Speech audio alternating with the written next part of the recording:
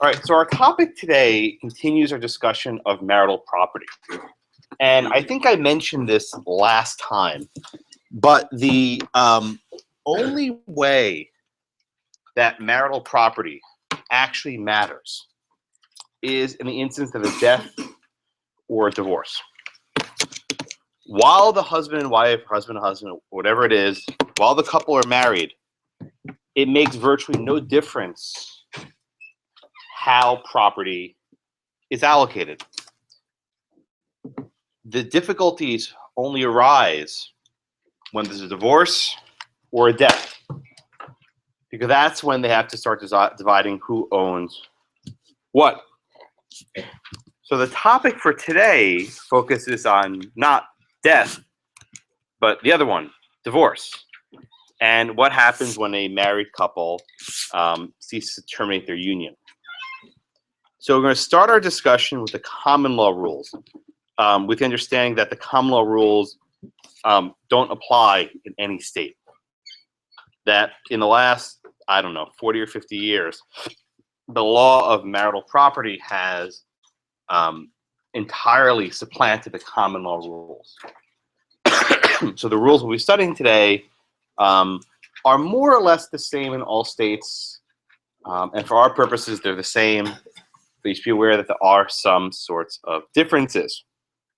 So to give you a little bit of a background, we think today of divorce, but until fairly recently, that wasn't the case. So to give you an example, in Italy, divorce wasn't legalized until 1970. In Portugal, 1975. Spain, 1981. In Ireland, 1996. And indeed in Malta, where we have a summer abroad program, 2011. Currently, I've checked this. The only places where divorce is still illegal is in the Philippines and in Vatican City. Although I don't know how many people actually get married in Vatican City, they don't allow for divorce. So in American law today, the biggest differences concerning divorce have to do with what's known as fault. Okay. Historically, a common law, and this is mentioned in the reading, the only circumstances where a married couple could get divorced was when there's an allegation of fault. That is, one spouse cheated on the other. There was allegations of abuse, physical abuse, probably not mental, but at least physical abuse.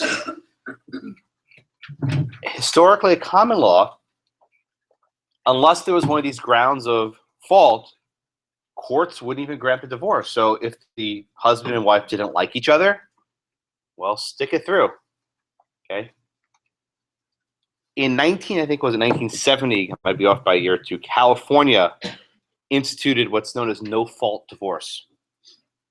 This basically means that a couple can walk into court, say, I want a divorce, and there's no need to provide a reason why.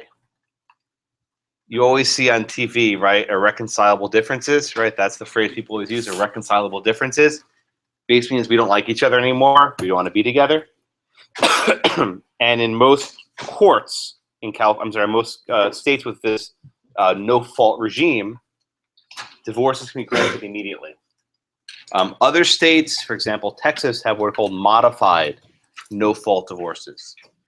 So, for example, in Texas, after you petition for a divorce, you have to wait 90 days to actually get your decree. The thinking being, well, maybe if we let them stay together for another 3 months, they'll reconcile and come together and fall in love again, and they'll get rid of the divorce. In Virginia, where I went to law school, the regime's even stricter. It's 6 months if you can reach a settlement agreement. And if you cannot reach a settlement agreement, the couple has to wait a full year before they can actually get a divorce. And that's to actually file for divorce, not to get it. And after you file for it, there are various court proceedings you have to go through. So states have different approaches as to when couples can actually seek and file for a divorce. Any questions on that?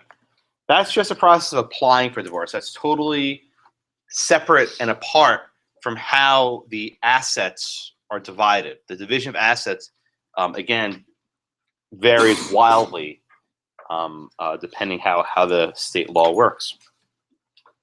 Any questions on that? If you say in Texas that you have to wait 90 days to file or 90 days to file?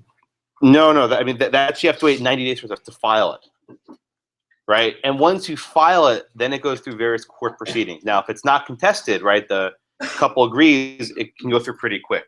But if it's contested, that can drag out for a while. I'm sorry. And what I mean by contested is that the parties don't agree how to divide assets. The parties don't agree how to divide custody. I mean, usually custody is the big issue, more so than a property, but usually children. When children are involved, that makes these divorces extremely cumbersome. Yes? In Texas, is the cooling off period 60 days or 90 days? I have in my notes 90 days. That's what I think it is. If someone tells me I'm wrong, I'll be happy. But I think it's 90 days. Not gotten divorced in Texas, so I don't know. But I think it's 90. Yeah. What would be the policy for making them wait a year after they can't find? Well, what's the policy for 90 days? The sincere hope is that they will use that time to come together, rediscover their love, and reconcile. I mean, that's a policy. I mean, if you remember until about 40 years ago, or I guess 50 years ago now, most states didn't even allow for no default divorce. This is like a modified, like, you know, meet you halfway. Questions on this? But yeah, I mean, it's a significant burden, if you can imagine, to a couple that wants to go on, wants to get remarried. I mean, bigamy, you can't get married to someone else if you're married to your original spouse. So you have to almost wait 6 months to a year, depending on how you structure the arrangement. Would a court allow frozen assets for those 90 days? Make sure you're not like shifting and hiding stuff. Ah, okay. Very, very good question. I'll get you in a second. So the question was, will the court freeze assets? So what often happens is during these periods, one of the spouses will run to court saying, Your Honor, I want an order because I have suspicion that he's about to sell all his assets off. So the court can either stop it or after the fact use a fraudulent conveyance document to set aside.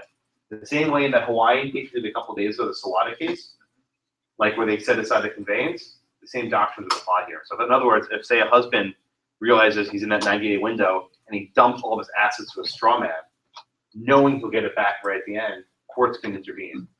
But generally, if you're a competent lawyer, which I hope all of you will be, and you serve your, serve your client's spouse with notice of divorce, in that notice you say, please do not make any significant changes to assets in this period, or else we'll seek action to halt it. Yeah, Rivera? So before you said that in Texas you petition for divorce, then you wait 90 days for the decree. Well, no. I said. So now it's the plan? No. It's not that you have to wait 90 days where you can file. In other words, you serve the notice, you announce it, then you can file 3 months later. The actual final decree of divorce can take however long it takes because courts don't always move as quickly as you want them to. But you have to. There's a 90-day cooling off period before you file. Yeah, I was just going to say it's 90 days before you can file, and after you file, it has to be at least 60 days. That's a cooling off period, they call it in Texas. Yeah, I mean, the actual court proceedings can take much longer than that, though. That's just the fastest. Yeah, but I mean, the key point is you have to wait 90 days to file in the first instance. As Virginia, it's 6 months a year before you can file in the first instance. I think Virginia might be one of the longest ones in the country. Is everyone okay with that? All right. The major issue, though, that we're focusing on is not when you can file for divorce. You guys will take family law. You learn all these rules in painful detail. The issue is how we divide up property. That's what class we're in, property, right? How do you divide up property upon the dissolution of the marriage? So a common law, and again, no state actually applies this anymore, but at least you'll know what it is. At common law, whoever had the property in their name got it at the divorce. So in virtually every situation, the house was titled in the husband's name. That means at the time of the divorce, the husband got it. If there was a joint tenancy, okay, well then in that case, the wife had a claim. And as we discussed before, upon a divorce, the joint tenancy is severed and it goes down to a tenancy in common. Or if it's a tenancy by the entirety, If the state allows it and the marriage is severed, okay, then it goes down to a tenancy in common. But effectively, upon the divorce, at least the wife would have something. But in virtually every situation, the husband's name was on all the property. The common law also did not take account for any services the wife provided home. And I'm saying wife because in virtually every case, this is what it was. But they didn't account for any sort of the services the wife provided, which in most cases was child rearing, home, maintenance, whatever it was. That was not considered an asset that could be contributed. So that was the common law, which again is not in effect in any state in the United States. Today, most states have what's known as, excuse me, equitable division of assets. Notice, not equal division of assets, equitable division of assets. Equal would suggest a straight up 50-50 split. Okay, that's not what we have. We have an equitable division of assets. And what that means is the court, literally sitting in equity, decides as a matter of fairness how property should be divided. And we will do a few cases today which explain what equity means. But for the most part, how should I put this? The judge, the family court judge, has virtually unlimited discretion. Unless he abuses his discretion, which means he just totally screws up, courts are not going to second guess and appeal how assets are equitably divided. So there's a lot of room for, what does a judge think is fair? They have a lot of discretion. Okay. One important point, though, to stress about equitable distribution is that the only property subject to this equitable distribution is what's known as marital property. Marital property. Okay. What does that mean? When you're married, in most states, we're not in community property states. That's a different story. We're in common law states. We'll do community property next week. But in most states, when you're married, you're allowed to have separate property, right? You can have Blackacre titled in your name only. Okay, you can have a bank account in your name only. Now, if you have a joint bank account, or you have a piece of property that's a tenancy by the entirety, for example, that's marital property. And the various statutes of the states quote and define what is and is not marital property. If something is not marital property, courts cannot reach it when they're dividing the assets. Courts cannot reach stuff that's not marital property.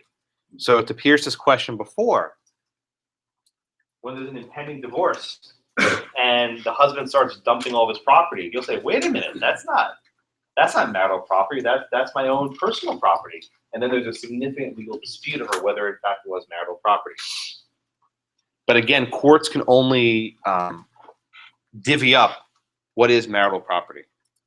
The rules for community property states are totally different. We'll do that next week. But for a preview, in Texas and other community property states, the presumption is that everything's marital property. The presumption is that everything is shared. And you have to take very, very specific steps, very specific legal steps to designate property as independent. So the normal presumption is in Texas, if it's property that a married couple has, it's marital property. But that same sort of presumption does not apply quite as strongly in common law states, where you can feasibly have property that is not marital, that is separate. It's easier. When you say taking the specific legal steps, are you saying that should be taken involved in a dispute, or when you require? When you're acquiring in the first place, you'll read this for your readings on Tuesday. It'll spell out. I mean, you have to do very specific things to indicate. Like you actually have to keep. You basically have to get in most cases, a written agreement with your spouse saying, we agree this is separate property. It has to be it can be done, but it has to be very clear. To be like, if say like there's a couple, or there's like a husband and wife, and the wife has like the house in her name, that like the husband isn't in it like at all, would that just be like non-marital property because it's just hers? When did she acquire it? Before the marriage? She acquired it after marriage. If that was a community property state, it would probably still be considered community property. You have to take it's not enough just to put her name on it. You have to actually have some sort of arrangement, because the presumption is the house is paid for with community property money. So I mean, it gets complicated. You'll do the reading on Tuesday. You'll see what I'm talking about, but it gets complicated. I like that you're jumping ahead. Yeah. So if you have the property before you get married, you'll have to take the same separate. Yes, the reason why is because you acquired it with money that wasn't marital property, right? You bought it beforehand. Now, what gets tricky is if, say, there's a mortgage, right, and you start paying off the mortgage with your independent funds, and then you get married, and you start paying the mortgage off with joint marital funds, and then it gets commingled, and the property actually becomes marital property because you're paying into it. We'll do some examples like this next week. You'll see what I'm talking about. Okay. One other note about alimony, which is a term which people don't like using anymore. For a while, it's called alimony. It's also known as spousal support. Now, I think they want to call it maintenance payments or whatever. Historically, and again, this is how it worked, but historically, women were viewed as not having potential careers. So when a husband and wife got divorced, the purpose of alimony was basically a lifetime payment to ensure that the wife wouldn't become destitute and poor. That is no longer the presumption, because it's presumed that women can gain a career, they can gain lawful employment. So now the purpose of this maintenance payments is temporary. It's meant to bridge the gap, so to speak, to help the spouse until she can get on her feet or he can get on his feet. And it's temporary in nature.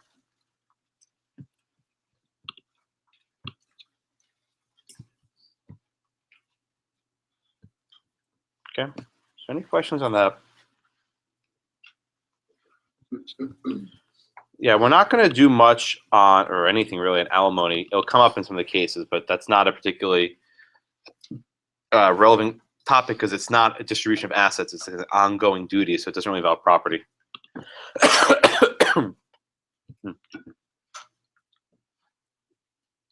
Questions? And this cuts both ways, right? It's no longer just for women. Exactly right. I mean, we'll see this in the von Stade case later, right? But if the wife is the breadwinner and she's earning more money and the husband has, invested stuff, it can go both ways. Although I remember one of my professors in law school, he was a judge in Virginia. He said in Virginia we apply Mary's rule, which means Mary gets whatever she wants in divorce proceedings. So I would be hesitant, but there's still presumptions in family court concerning division of assets, and old habits die hard. Yeah, I think it might have been some name. I think it was Mary's rule, something like that. Because in Virginia family courts, Mary's rule means Mary gets what she wants, which was perhaps wisely stated.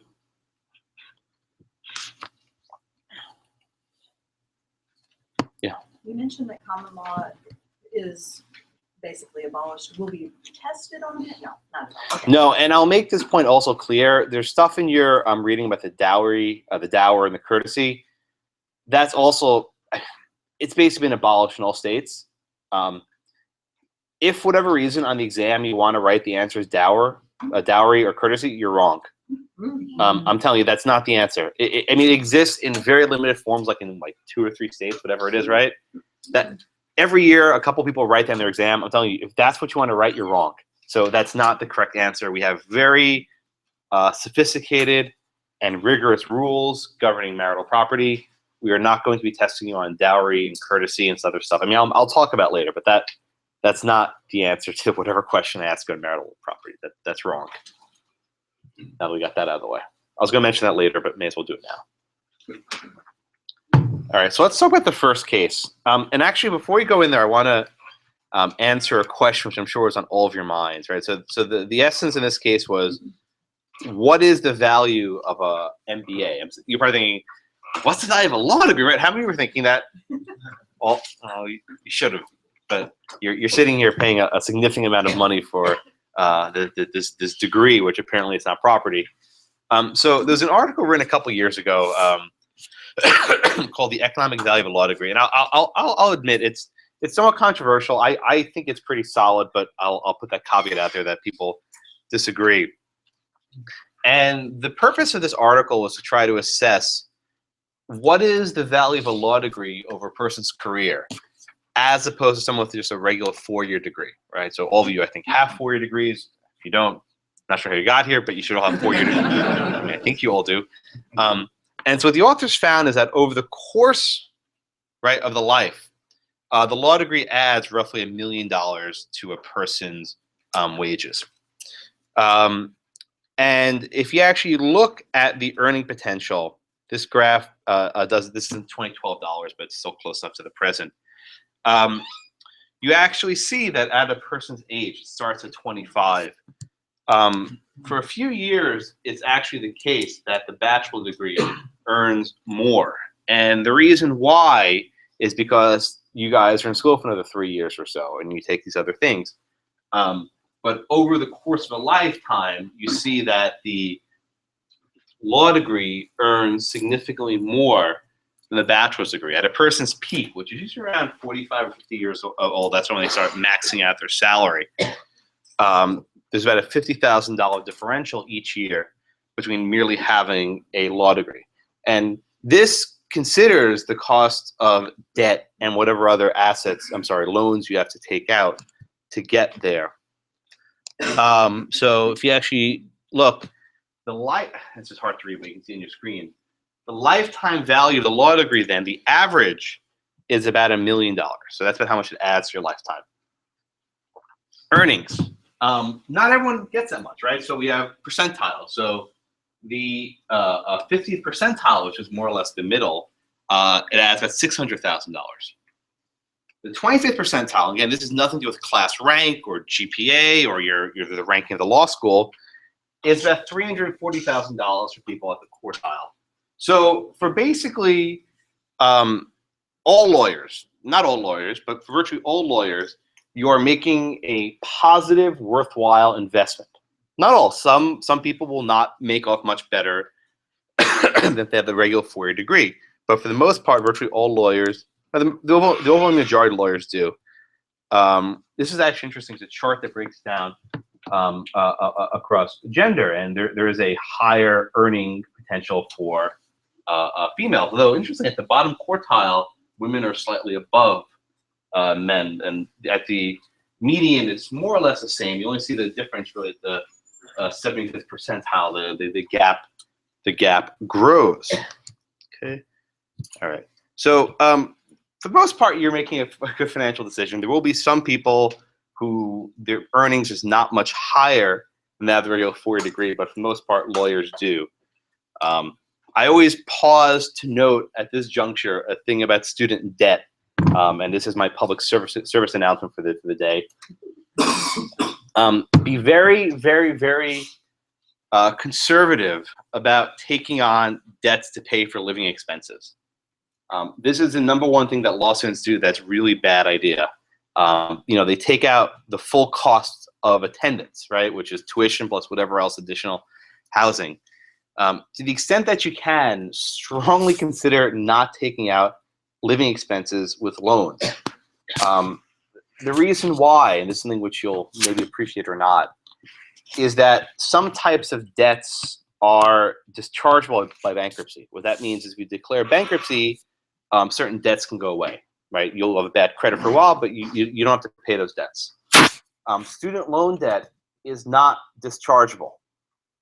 In other words, even if you declare bankruptcy, which I hope none of you ever do, but law students do, it's not unheard of, you can't get rid of your student loan debt. It's a very bad type of debt to have. And in some limited respects, it may even be better to have credit card debt than to have student loan debt, because you can actually negotiate with creditors somewhat better. I'll get you in a second. So be very, very hesitant about taking out loans to pay for living expenses. when you graduate and you have over $100,000 in debt, which I did, I'm under six figures now, but it took a while. It severely limits your ability to choose what sort of vocation you want. Now, a lot of people say, well, I want to go into big law and I want to make, all this big bucks, and those are fine jobs, but they're not for everyone. But when you have that sort of significant debt, it makes it very difficult for you to try to choose a profession otherwise. Perhaps if you want to be a public defender or a district attorney, those are fine jobs, but they don't start off paying a lot of money. They really don't. The student debt perhaps pushes you to a career that you may not otherwise want. So to the extent possible that you can graduate with as little debt as possible, even if you have to live like a pauper while you're a law student. I know it's not easy.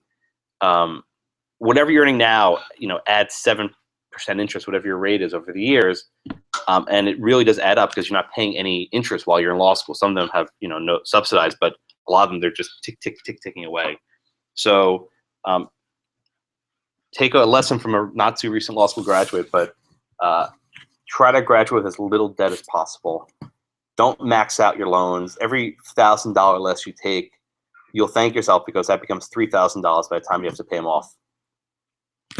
Wasn't that caused by medical students basically like running up a bill and then immediately Yes. going bankrupt? So what happened in the 70s, the law was structured. Imagine this, right? You're a medical student. You graduate from med school with, I don't know what the amount was, which was $100,000 of debt. You have zero assets. You have no money. I mean, you've been in med school these years. You declare bankruptcy immediately, wipe out the debt, and then you never pay it back.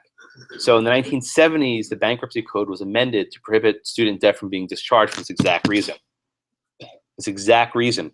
Because a lot of you, when you guys graduate at 25, 26, 27, you have no assets. You only have debt. All you have is a student loan hole. So you could just go and declare bankruptcy and then start off from scratch, right? When you declare bankruptcy with no assets, it's very easy because there's nothing to collect. But you cannot discharge your student loans. And you'll probably see in the next decade or so various movements. You have bailouts to banks and bailouts to insurance companies and bailouts to this, an effort to bail out student loans. The problem is these are people with no assets at all. So anyway, keep that in mind, but it's something that you should really be cognizant of. And I always like to use this case as a soapbox because most law students, I just maxed out my loans. I'll pay it off later, whatever. But those numbers add up. They double by the time you get out of it. Okay. Let's do the, any questions of that?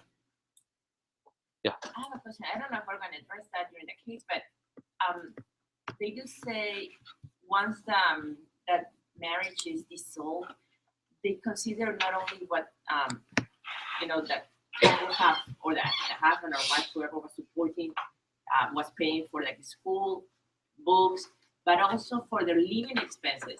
I mean, weren't they going to live together anyway? I mean, that's kind of like. Oh, this is actually fairly common, and I'll answer your question with a segue into the case. While a husband and wife are married, any money that, say, the wife puts towards his tuition bills, or any money that the wife puts towards their food and living, whatever, right? That's not a benefit. That's an expectation. So remember we did the case last week with the wife taking care of the sick husband? Remember we did that case? And then the wife tried to get something out of it, and the court said, no, you can't because you're expected to do this? Yeah. I mean, I had a friend in law school, and the arrangement was his wife was a couple years older, so she would go to law school first, and he would pay for her tuition. And then when she becomes a lawyer, she would fund his law school. So he worked and paid for her law school, and then I think in her third year of law school, they got divorced.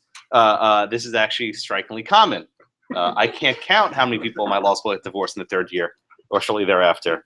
I'm sure people in this building will do the same. But look, I've been here long enough to know this stuff happens. This is not, people are irrationally self-interested. So it happens. So, but the friend, I think he was in my class, the money he put into his wife's tuition he doesn't get that back, right? He doesn't get the money he put into her tuition back, even though she was now working as a lawyer and he was, a law student. So let's see. Where was I last time? Where did I finish off? Okay. You want, Jacqueline? You want to tell me about the facts in the Graham case, please? Sure, By the way, whenever you see like Graham v. Graham or like Von Stade versus whatever, it's always a family case. Whenever the same name is twice or in re marriage of Graham, it's going to be a family case. This one says marriage of Graham, so that's obvious. But anyway, go ahead, Jacqueline. Okay, so there was a husband and wife, Uh-huh. and the wife was a flight attendant, Hmm? and she paid. Not a stewardess, a flight attendant. She paid for her husband to go to school Good. during the marriage, Yeah. and then as soon as he was done with school, he divorced. Or filed for divorce. Yeah. So that's right. Thank you. So the dissent, I think, calls us like what, a familiar pattern. I'm telling you, in my law school, I can't count how many people got divorced in the third year, like right before the bar. And the reason why is because once they start working, they get a lot more money, and then divorce becomes more expensive. You actually see this. I'm not joking. That right before a person makes partner, they get divorced. The reason why is because when you become a partner at a law firm, that's an equity, right? You now have an asset. And if you're divorced and you have an equity stake in a law firm as a partnership, you chop that in half. So the incidence of divorce before partnership, look, people make financial decisions. This is not. This is one of the difficult things at marital law. Marriage is awesome, right? Until it's not, and then financial decisions come into play. And this is why you have to learn this entire body of law, right? And that's effectively how this stuff works. So, and just I ran the numbers. So, a flight attendant or a stewardess, as they were called back then, in 1960, made about $1,000 a month, and in present day value, that translates to about $50,000 a year. So, I mean, it wasn't a bad lifestyle, but it was a decent salary. So the wife was taking care of the husband while he went to get his degrees. He got his undergraduate degree. He got his master's degree in business.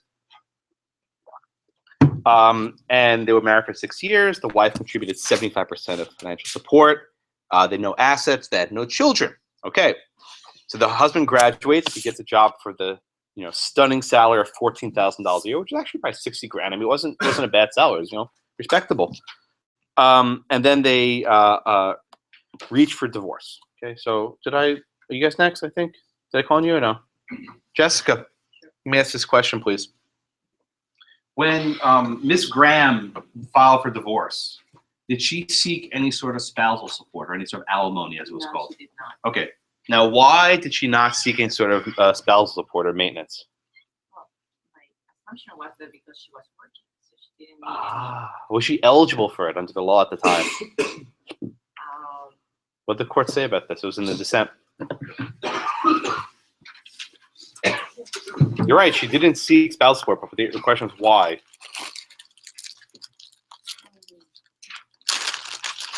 Well, because she assumed the role of the breadwinner. No? No. Serenity? No? Why did Ms. Graham not seek any sort of alimony? There's a very easy reason why. Why couldn't she get it? Does anyone know? Yeah. She was not allowed under the law. Why was she not allowed under the law? Very good. It was, Yeah, what did the statute say? You're right, but what did the statute say that prohibited her from collecting it? Yeah. Exactly. Under the law that existed, the only way you got alimony is if you cannot support yourself. Right? She was fully employed, gainfully employed as a flight attendant.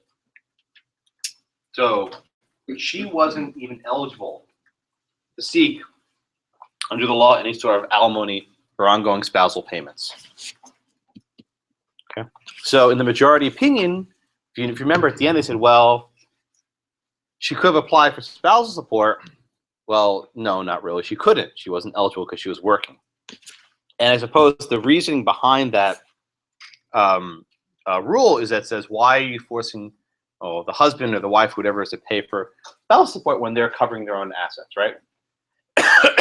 I don't think that's a law anymore, because very often spousal support and alimony and maintenance is used to bring someone up to the lifestyle they become accustomed to. So say if she's working as a flight attendant and she was expecting one salary for for 2 people, now she's by herself, it's not as much. So they can help make up the difference. Okay. So Bianca, you want to tell me what did the trial court do in this case? It found that the education was an asset. Good.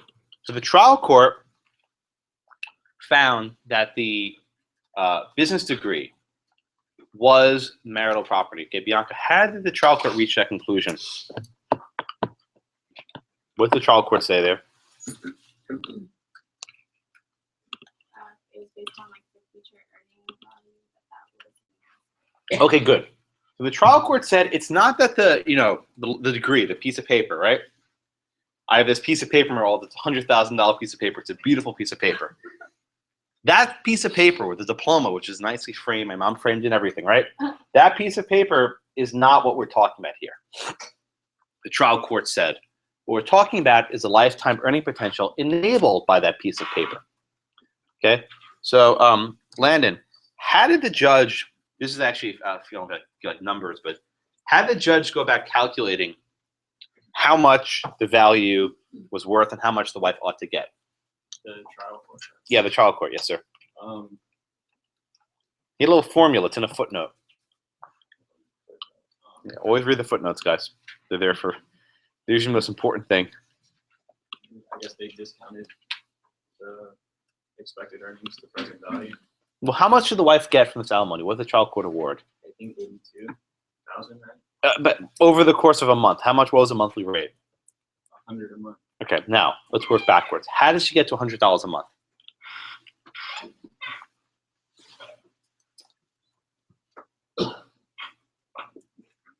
No, I guess it's 40% of 82,000. Okay, where do they get 40% from? This is the funniest part of the entire analysis. I see some people smirking. People perhaps like math. Where do they get this 40% number from? 40 hours a week. Okay, good. So here's how the judge calculated this, right? Let me write this out because I find that law students are mathematically challenged. It's true without fail. I don't know if I told you this, but on my contract's final exam, my first semester, the professor had a thing where we had to calculate damages, and we didn't have calculators. And arithmetic, like students freaked out. I was like, I don't know how to do this. I don't know how to add numbers. Like it's just like addition, and students like rebelled against this. Right? So he said like this, right? The husband, he studied 40 hours a week. Okay? This is the judge's math, okay? The wife, she worked 40 hours a week. Okay? Husband worked 20 hours a week. Okay? So what's 40 plus 40 plus 20? So it's a total of 100 hours, right? Therefore, the wife had 40 out of 100. Therefore, she got 40% of the value of the degree. Does everyone see how insane this is, man? I mean, this is insane, right? It's insane, right? I mean, this is why lawyers are bad at math. They do dumb crap like this, right? It just makes no sense. But he said, fine. So the wife gets 40% of the future earnings, okay? And then they said, well, the value of the degree over the lifetime is $83,000. Therefore, she gets 40% of that, which is about $33,000. And so over the course of 330 months, she gets $100 a month.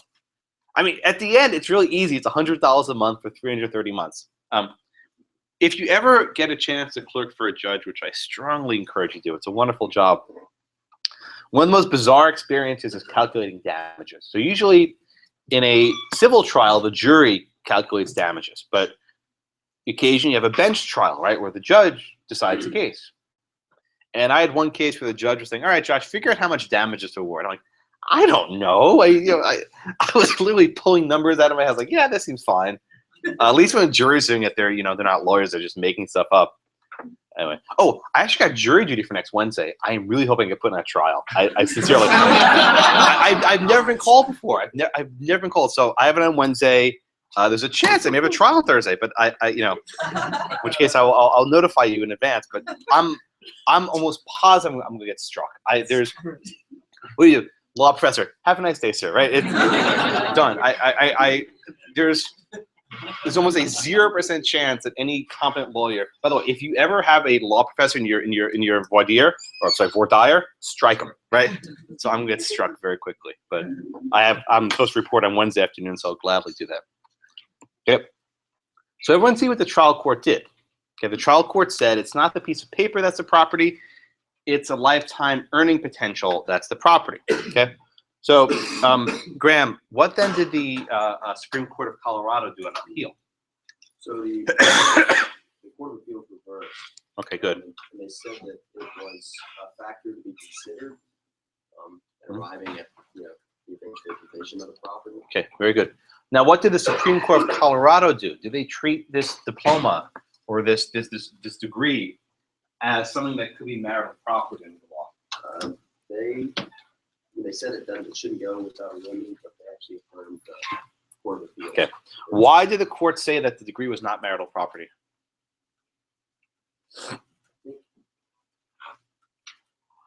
They cited a bunch of cases where, even though property was defined in such a broad sense, that there are limitations. Okay, good. What are the limitations?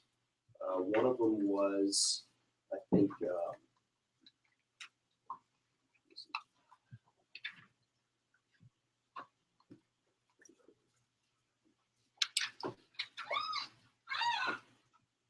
they talk about Greer versus Greer, which was involved a medical degree. Okay, good. Cameron, you want to tell me about this Uniform Dissolution of Marriage Act? Right? What was this act that defined marital property? How did the court interpret this?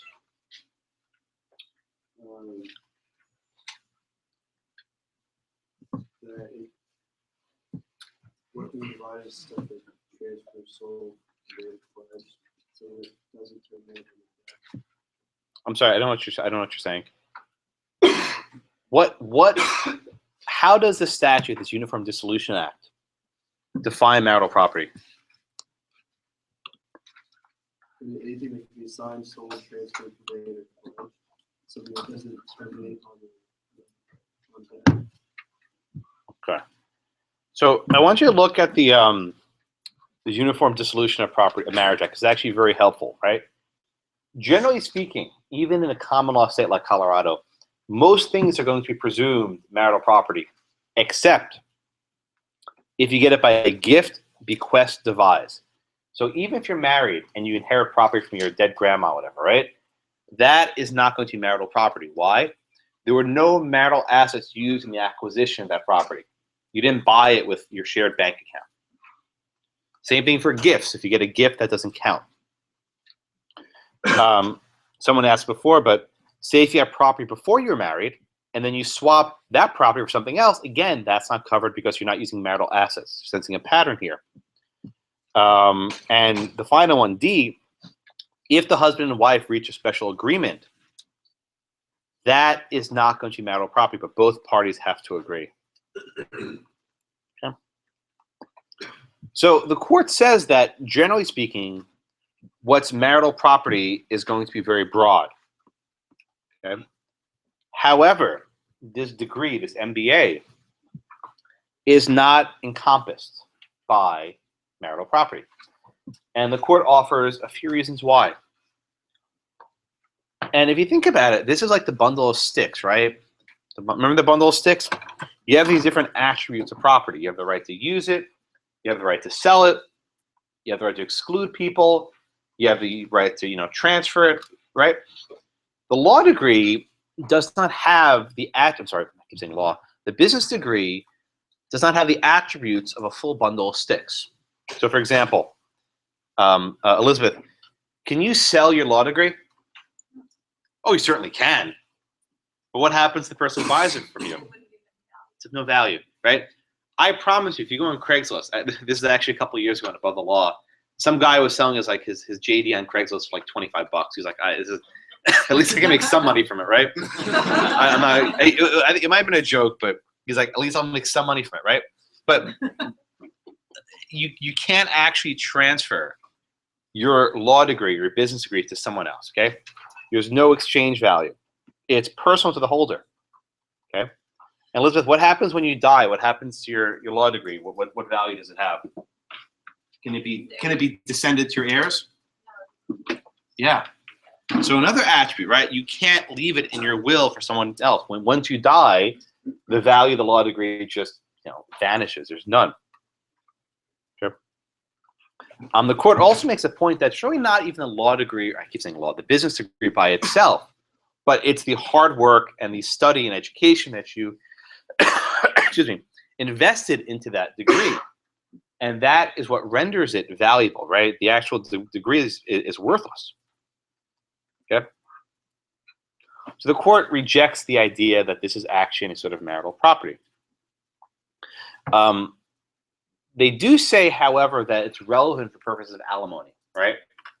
Because when you're trying to determine how much money the husband can afford to give to the wife, well, if the husband has this advanced degree and an increased earning potential, then more money can be transferred over alimony. But, and I mentioned this a couple minutes ago, the wife in this case was not eligible for alimony under the law because she was employed. So really, the only opportunity for her to cash in on this diploma was through the equitable division of assets. If she was not able to cash in on the equitable division of assets, then she got nothing from this. And I think indeed in this case, she probably got nothing at all because they had no assets, they had no home, they had no property. So she basically walked out of this with zero. Right? She probably got nothing out of it at all. She had no alimony, no division of assets.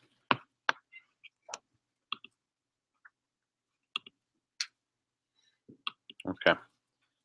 Any questions then on the majority opinion? Any questions on the majority opinion? And Graham? Sorry, can you repeat one more time why she couldn't benefit from the equitable division of the assets? Finish your hand first, yeah. Sorry. Well, they had no assets. They had none. There's nothing to divide. The only conceivable asset they had was a husband's future earnings potential, right? They had no home, they had no car. I mean, they had a car, but they had really nothing of any valuable assets. I mean, this is not too uncommon when young people get married and they get divorced young. There's not much to split up. Although I do want to caution this. Very often you're famed when people get married is, concerning prenuptial agreements. I don't need to sign a prenup because I don't have any assets, right? We're broke. And generally for young people, that's the case. But when people are married, they develop assets and they earn money and they buy stuff. And that becomes marital property. So when you say, I don't want to get a prenup because I don't have any assets, that's the wrong statement. It's you get the prenup for the assets you acquire after the marriage. That's why you get one. And prenups keep lawyers in business forever. So this will be if you do family law, this will be a lucrative practice.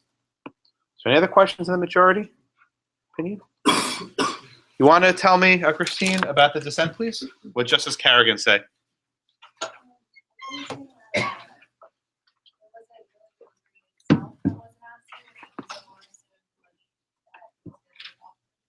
Good, good. Was the court concerned with having a very, strict and narrow definition of what's marital property?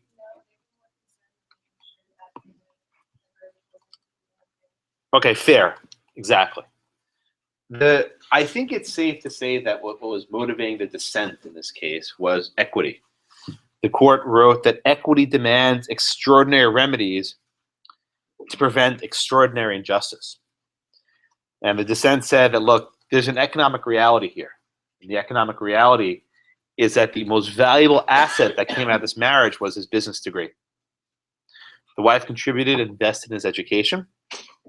And the court said this is a not unfamiliar pattern where the wife supports the husband and then the divorce decree shortly thereafter.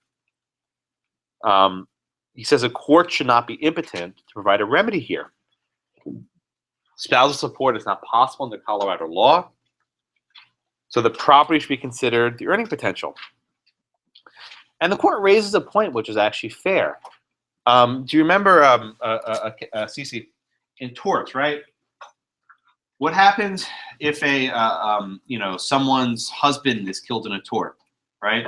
What can the wife recover in that cause of action? If someone's husband is killed in a tort, what can the wife recover? It's mentioned in his dissent. The loss of future. Yeah. How's that work? Based on the present value. Yeah, exactly right. So everyone remember this from torts, right? If your husband or wife dies in a car accident, you can then sue the tortfeasor for lost earnings. So it's actually this weird discrepancy, where if your husband dies, then under the laws you can seek lost earnings, but if he's divorced, he can't. Right? It's maybe better to kill your husband than to. No, I'm kidding. Slayer statute, right? But he notes it's the law does recognize that the spouse should receive whatever the lost earnings are, right? However, in this case, because it was divorce, it's not permitted.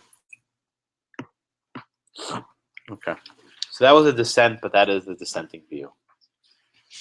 So questions on Graham, right? Graham states what's pretty much the majority view, that degrees and careers are not property. I'm sorry, not marital property that can be divided up on equitable distribution. Okay, that's the rule, I think, in just about every state. The exception, of course, is New Jersey. You'll find, and New York as well to an extent, you'll find in property law in particular, if you see a decision from the New Jersey Supreme Court, they're doing something that's out of the mainstream. Much like California, the New Jersey Supreme Court has a reputation for doing stuff that's kind of not well accepted in other states. That's her general reputation. You'll do some cases like that next semester, but New Jersey is usually out of the loop. So in this case, Mahoney v. Mahoney, which is cited in one of the notes, the court basically says that the value of a degree can be used for what's called reimbursement alimony. And the spouse can be reimbursed for financial contributions made towards the degree. Okay? It's not quite giving the wife future earnings, but the wife actually gets a cut of what she invested into the degree. This is, if you think about the position of the dissent in the case we did last week. Remember with the wife taking care of the husband, and the court said, no, this is what a spouse should do for each other. And the dissent said, well, the wife chose to invest in taking care of him, she should be compensated for that. So the New Jersey courts have actually adopted what was really the dissent in that California case we did in the last class. Okay, so things like medical license, doctor's licenses in New Jersey, law licenses, those can actually be viewed as assets that aren't quite divided, but the wife or the husband can get something out of it. Questions on New Jersey? Again, I think to my knowledge, that's the only state like that. I might be wrong, but I'm pretty sure it's the only one. So in majority states, the wife would have been better off supporting like a stranger through school, because then that loan wouldn't be like. Well, if it's follow bankruptcy and you could collect interest. right, but if it's a stranger and you give a gift to a stranger, you don't get anything back. Well, not yet. A loan. Right. Oh, I see what you're saying. So if she had just loaned the money to her boyfriend, then she goes sued for failure to pay back the loan. Is that your question? Yes. Yes. I mean, again, we don't think about it, but getting married, and in particular in a community property state, has significant repercussions. I mean, you're giving up a lot of potential money unless there's a prenuptial agreement in advance. So the default rules make it that, you know, marriage isn't always the best financial decision, but that's not why people get married. They get married to have nice Facebook photos, right? Mostly joking. What else? All right. So let's talk about Elkus v. Elkus. And I'm going to call on Sarah because she has a story to tell. Want to tell us? Sure. Go for it. So this is about Frederica Hohenstatter. She is a world famous mezzo-soprano opera singer. And my side of this, I actually got to meet her. She gave me some vocal instruction. Yeah. And She emailed me this morning, so I had a handy. She's a wonderful performer. I wouldn't say she's probably the best singer, but she is very expressive. Whoa. No, I mean, Whoa.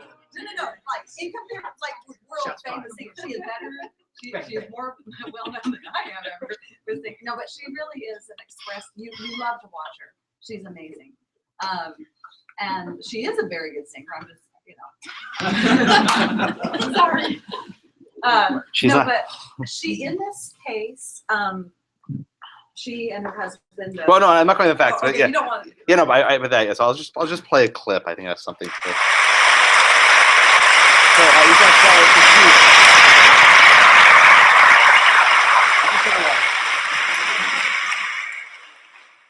Ready?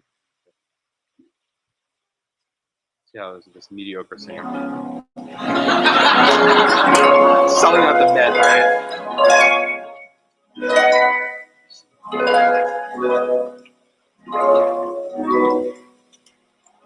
Runs for president. Mediocre president.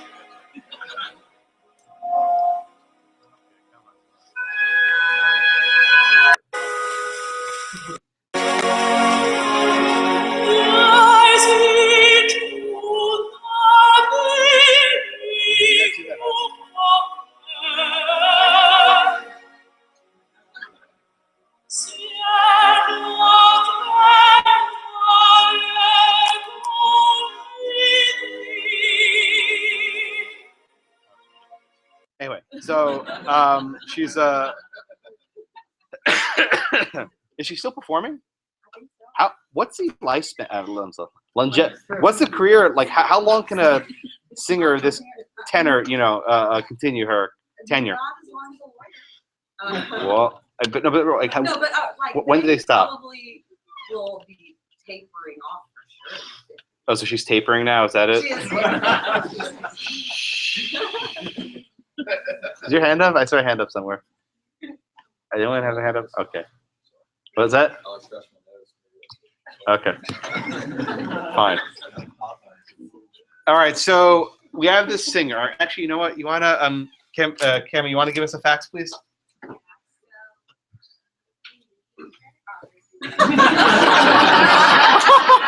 Okay. Thank you.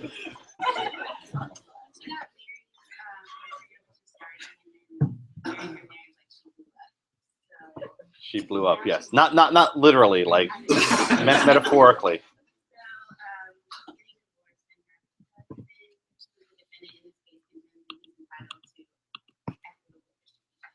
Okay, so let's just focus on the facts a little bit more, Kemi, for a minute. During the course of the marriage, what sort of things did the husband do for the wife? He gave her voice lessons, or like a voice coach, I guess. Mm-hmm. He critiqued her performances, and he took care of the kids. Okay, good. And more importantly, what about his own career? How did this lifestyle affect his own? Because he was a singer too. Took a backseat. Exactly right. Okay, so we have a situation, right? Lest you think that's always the wife helping the husband. Here, it was the husband helping the wife, and he basically gave up his own career. He served as a voice coach, not for the entire time. I guess she got a better voice coach at some point. I don't know, Sarah.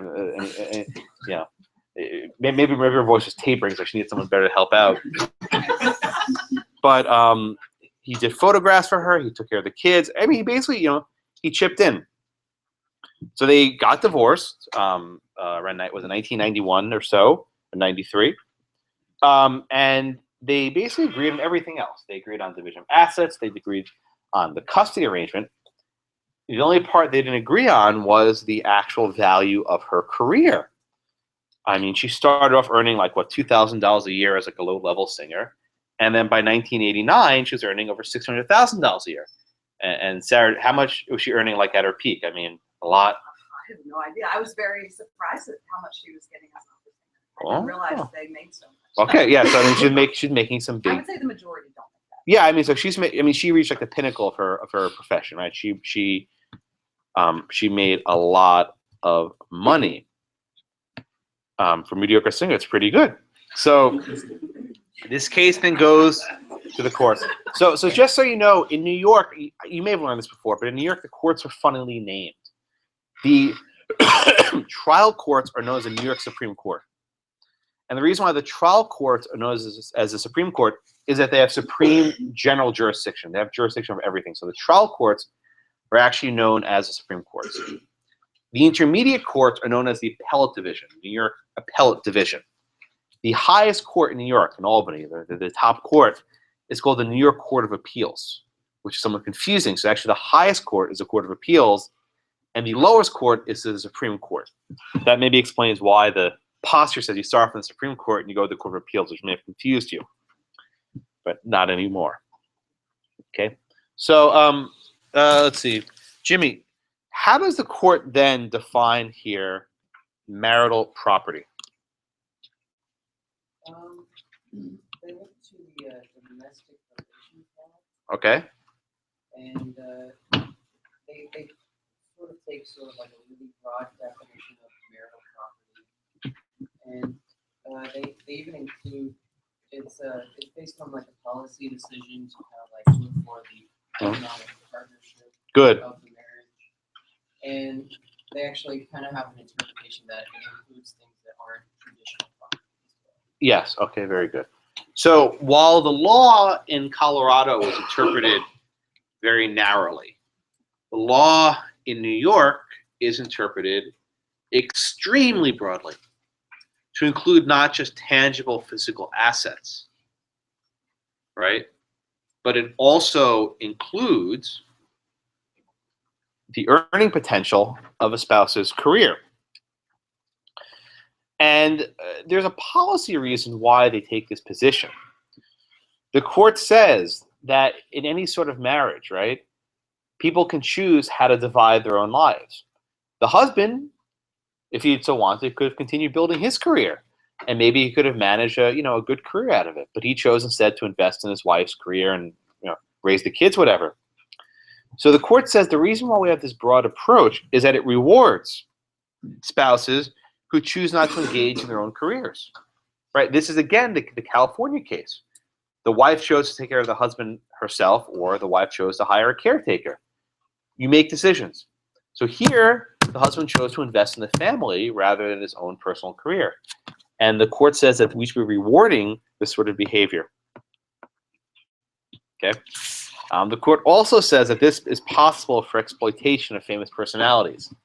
So, I mean, as soon as you start blowing up, to use Kemi's word, right? As soon as you start getting really famous, well, she got divorced. Now, we never know why they're divorced. We don't know the circumstances. You never know what's going on inside.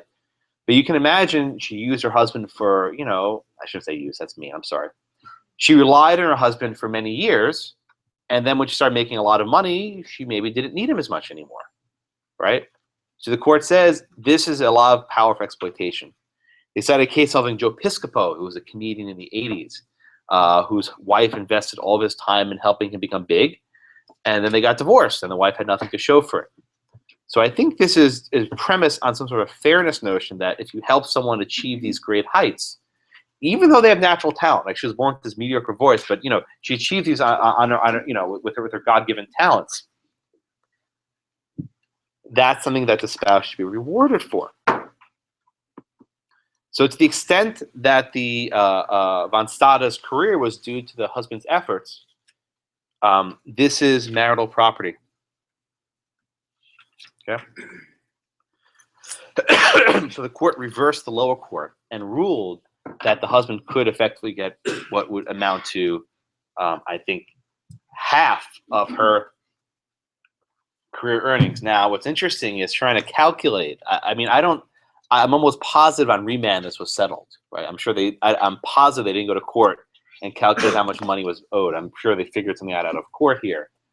But you can imagine trying to calculate the value of this diva. And I don't mean that in the pejorative sense, but she was an opera diva, right? That's what they call them. But trying to figure out the lifetime earning potential of this diva who was performing these sold-out shows at the Met was making, $600,000 a year in like the 1980s. I mean, like, just to give you a sense, in the 1990s, the NBA minimum salary was like $1 million a year. So I mean, she was basically making like NBA money. I mean, that's a lot of money that she was earning with her concerts and CDs and whatever else. So the court ruled in favor of of the husband. Okay.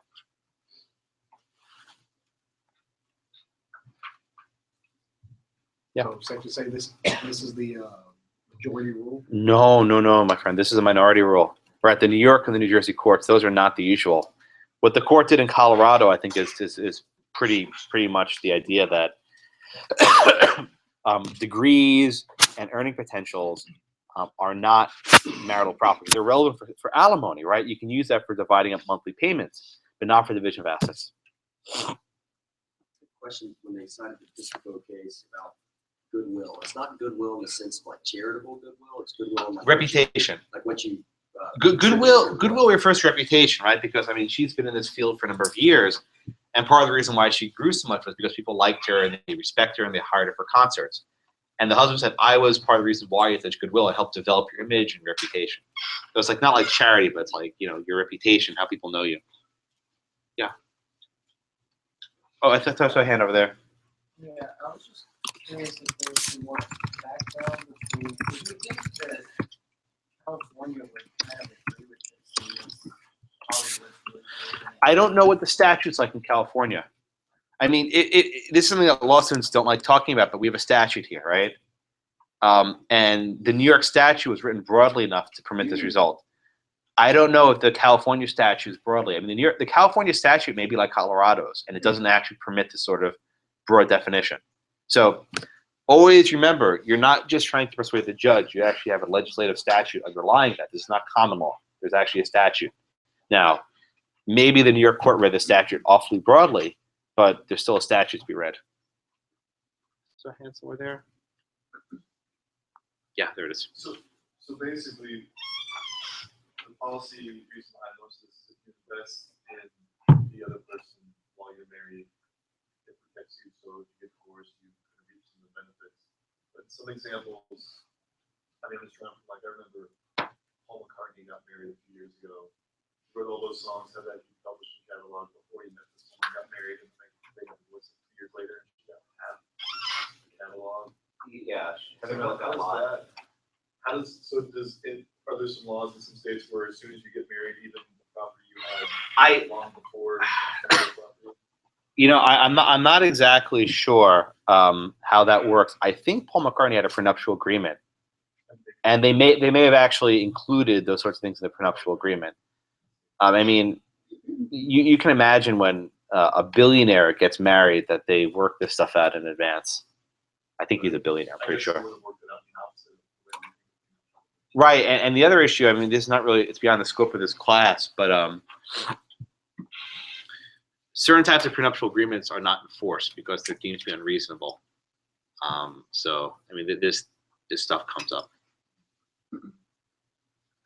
Other questions on the Elkus? Is Van Staden not her real name? Is that like a stage name she took? I don't know actually, but it does sound very foreign, but she is an American citizen. I think that happens a lot actually. They try to sound like they're from Europe. And it's even exotic how she even pronounced it. It's a fun data. So, she's American. But she's American. So it's probably a stage. So we probably got a stage name then, right? Perhaps. All right. Any other questions on the Elkus case? It's actually fun. If you look up Frederica von Stade on Wikipedia, there's actually a note that her case is in the Duke Minier property book. So that's like her claim to fame for property students. There's an interesting case from Texas. This one's actually not similar, but you had a guy named Phillips. He spent 24 years in prison for a series of rapes. DNA proved that it wasn't him. So under Texas law, he was actually awarded $2 million for basically his wrongful imprisonment. So what's interesting is he was actually married when he went into prison, but at some point while he was in prison for 24 years, they got divorced. In fact, one of the grounds that you can get divorced is based if your husband's incarcerated. That's one of the grounds you can actually get divorced on. It's hard to have a marriage when your husband's behind bars. So now the ex-wife wants a cut of the money he earned while he was in prison for 24 years. And the ex-wife said, my husband was a victim of the wrongful justice system, and I was too. The wife said, I went to visit him. I brought him stuff. I took care of him in prison. They did get divorced. The courts ultimately rejected her claim. She got 0. And the court said that the money that he earned by being wrongfully imprisoned had nothing to do with the wife. This is not like the husband, I suppose, is helping her build her career. Dude was in jail. And the court said no portion of the money that he received for being wrongfully incarcerated should be characterized as like a lost wage or something that could be given to the ex-wife. So the spouse of the guy got nothing. This happens a lot with like lottery winners, for example, right? Where someone win the jackpot and then they'll try and divorce the wife before they collect. I mean, this stuff happens where they see the winning ticket and it's like, honey, I want a divorce, and then they go collect their money. I mean, this happens. This stuff happens. Yeah. Moving forward in our reading about acquisitions after death, you mentioned that we won't be doing common law, so I'm assuming that's no dower, no. Yeah, I'll mention it, but that's not. But are we going to be tested on the modern elective share? Yeah, we'll do that. That's good. We can do that. And because I'm Yep. really confused about. We'll cover that. Yeah, we'll cover Okay, that in a few okay. minutes. We have 15 minutes left. Yeah. Okay. Okay. On the exam, are you going to specify, give me the minority rule, the majority rule? I'm probably not going to test you in the California or the New York rule. Probably not.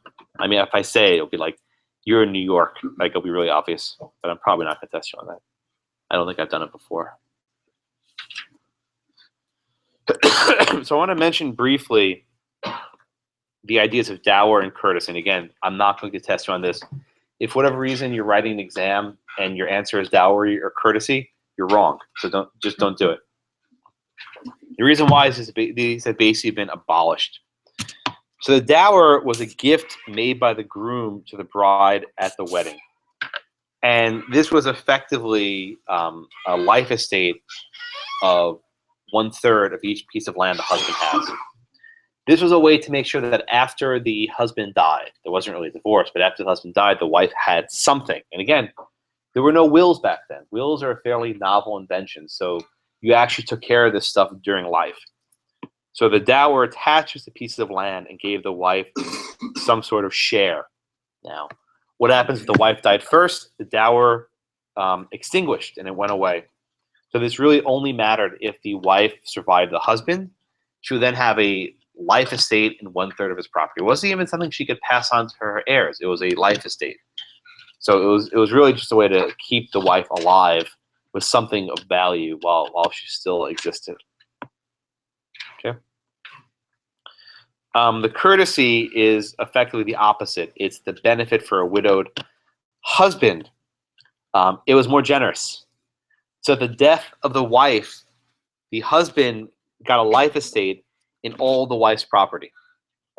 So say the wife had some property she inherited, or maybe she had property from before the marriage. The husband basically got a life estate in all of the property, which lasted, again, for the duration of his life. Again, these have all been abolished. It doesn't even matter. So that's all I'm going to say about them, but they existed. Sarah, you happy with that? Oh, yeah, I'm sorry. No. I was just. Was that a mediocre lesson? I mean, I don't know. No, I always enjoy your classes, and that's why I asked. Gee, thanks. Yeah. Well, if you enjoy my class and you think she's mediocre, that's a compliment, man. And that's pretty good. All right, so let's talk about the elective share, and this is actually it's a somewhat complicated topic. So what you have to know about the elective share of this, think of the situation. You're in a common law state. This elective share doctrine does not apply for Texas. It does not apply for community states. Okay. Imagine the situation. You're in a common law state, right? And the husband and wife, lived their life in that property that was titled separately. Husband dies, shows up in the will. The wife gets 0, right? The husband gave everything to his son. The wife got 0. Or husband gave everything to his girlfriend, whatever it happens to be, right? Wife got 0. She's out of luck, right? Because, they weren't more vigilant during their lives to ensure that property was jointly titled. The wife gets to the cemetery, she sees the husband's will, and she gets 0. Okay. The state said this is not fair, right? This is not fair. So what the forced elective share means is a wife has a choice, okay, or the husband, whoever the spouse is. The husband has a choice. Option A, like door number one, right? Door number one, they can take whatever is in the will. So if the will leaves the wife, half or whatever, okay, she can take the will. However, in the situation where the wife gets nothing or the wife doesn't get what she wanted, she can force a share, what's known as a forced elective share. And she can tell the court that I want a specific percentage of what my husband has. Okay? The surviving spouse, in a second, the surviving spouse renounces the will. She says, I don't want what's in the will. This will is crap. Instead, I want a share of my husband's estate. And that's defined by statute. It's usually 1/2 or 1/3, and it depends if there's children. Usually, if there are no kids involved, the wife gets half. If there are kids involved, the wife gets 1/3. Okay? But a half of what? Half of the husband's share. The wife gets half of the husband's share. So say, just make it easy. The husband had a bank account in his own name. The bank account was worth $100,000. No kids. The wife uses the elective share. Wife gets $50,000. Make it easy. The same principles apply to a piece of land. If the husband owns Blackacre and it's titled in his own name, the wife gets half of Blackacre. Okay. The purpose of this elective share is to ensure that the wife gets roughly what she would have got anyway, half of the husband's assets. Thomas? Yes, the purpose of the forced elective share is that you're basically contesting the will. You're saying, I don't want what's in the will, and then you go to the probate court and you say, I want my forced elective share. And this allows the court to order half or 1/3 of the husband's assets to go to the other spouse. Yeah, Jael? If she's contesting it and it's rebuttable by the other side, if she loses, does she get nothing under the law? Why would she lose, though? I'm asking. Well, no, I mean, you don't lose this, right? The way the statute works is you don't lose. You have the choice, right? You can either take the will or you can elect to get the half or the 1/3. There's no fighting over it. So it's either you get nothing and you don't nothing on the will, or you get something which was the intent of the person making the will? Yes. This is why the forced elective share makes it very hard in common law states for the one spouse to disinherit the other spouse. It's almost impossible. This ensures even if the spouse writes his will to give nothing to his wife, the wife can come in then and see, I want to force an elective share and get half. As far as land goes, if the spouse gets half, is it tenancy in common or is it joint? That was my very next point. So let's actually work through a question like this, right? So imagine, right? So imagine, let's go to Christian. So imagine, right? You have a husband and wife, and they own a piece of property as joint as a tenancy by the entirety, right? The husband dies. Okay. What happens? Well, what happens to a tenancy by the entirety when the marriage unity goes away?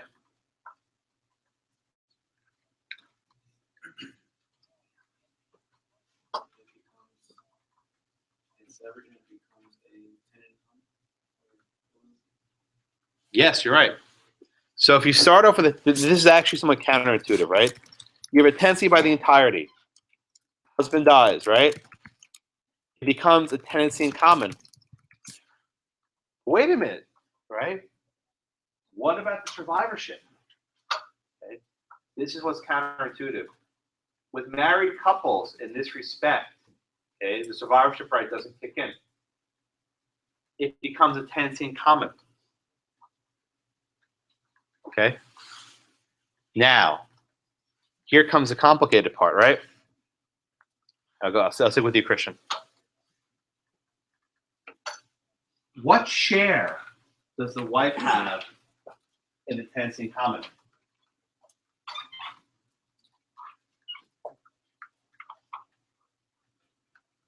So what share did you start off with? Like when the husband and wife were both alive, what was their distribution, percentage-wise? Yeah. But percentage-wise, how would you characterize a husband and wife in the tenancy by the entirety? 50-50, right? Right. It's not really, but consider it 50-50. When the husband dies, okay, the wife keeps her 50%, right? And then what does she get from the husband? All of it? Under the forced selective share, what does she get from the husband? Forced selective share, what we're talking about now. Half of what? 50%. Right. So think about it like this, right? The wife 50%, the husband had 50%. So what happens after death? You get the wife's 50% plus half of husband's 50%. There's 25%. That's it, math. So now the wife has a 75% interest. Oh, right. I know you guys hate math. So you're basically taking half of a half. The wife keeps her half, and then with a forced selective share, she gets half of the husband's half. So it's 50, 25, 75 total. Assuming there's no kids, right? If they're kids, she gets a third, yeah. But the example here is make it easier for numbers. Do you really want me to do a third, make it even harder for these mathematically challenged, right? So, Christian, I'll just have you wrap it up. So who gets the other 25% then?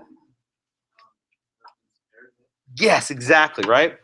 And the other 25% go to the husband's heirs. Okay, just a second. So everyone see how that works, right? The joint tenancy, if they're not married any longer, the unity severed, and you go down to a tenancy in common. So now it's actually the case where the wife owns 75%, and then the son, whoever it is, gets the other quarter. Yes, Cesar. Well, they got divorced. No, I said dead. Dead. Let's say the tenancy entirety. Or I mean, it's basically the same thing with a divorce or death. There's really no difference. I mean, it'll work the same way. But the example I'm using here is death because it uses the elective share. The divorce would not have the elective share, though, right? If they got divorced, the husband's still alive, and it's 50-50. So this example is for death. Sorry, I think this example only works for death. I got a hand somewhere. Yes. So the elective share is an exception to the right of survivorship. So the right of survivorship doesn't apply for the tenancy by the entirety. The reason why is because the tenancy by the entirety is presumed that the husband and wife will be protected by the various other laws. Excuse me. If the joint tenancy, the right of survivorship applies for just roommates together, or whatever it is, but the tenancy by the entirety is something special, right? It's a different rules. Okay. This is why you'll see that in a community property state, the tenancy by the entirety doesn't really exist. I mean, it kind of does, but not really, because it's presumed that everything is owned jointly. That it forces that as a matter of community property law. So the forced selective share, to summarize, is a way for the surviving spouse to force the court to award half of the other spouse's assets. And this usually only comes up when the deceased tries to exclude his or her spouse from his will or give him something that's not very good. I mean, you can make a decision. You say, well, under the will, I get $10,000. Under the elective share, I get $50,000. I'm going to go for the elective share. You can make a decision and weigh out how much it's worth.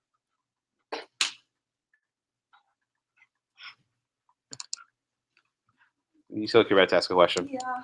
It's okay. I didn't know how to divide up the husband property in the problem after that in the book. Which one? It's on page 410. Don't worry about that question. Oh, good. Yeah, that question is harder than I care. Okay. You want to sing? Oh, no, sing. Oh, sure. I'll sing for y'all. All right, here, take us out. And y'all can all say I'm very mediocre. All right, take us out. You got the stage. Okay. with the sound of music, with songs they have sung for 1,000 years. And that's all. Very good. All right. Thank you. That was beautiful. I've never had a performance in class before. I was actually last week, I was at the Supreme Court for arguments in the case involving Little Sisters of the Poor. It's a group of nuns challenging provisions of Obamacare. And I went to lunch with them afterwards. And I was a room full of nuns. I felt like, we gotta sing How Do You Solve a Problem Like Maria? Like, we have to just start. I felt it was like nun sister. All right. I'll see you guys later. Have a great day.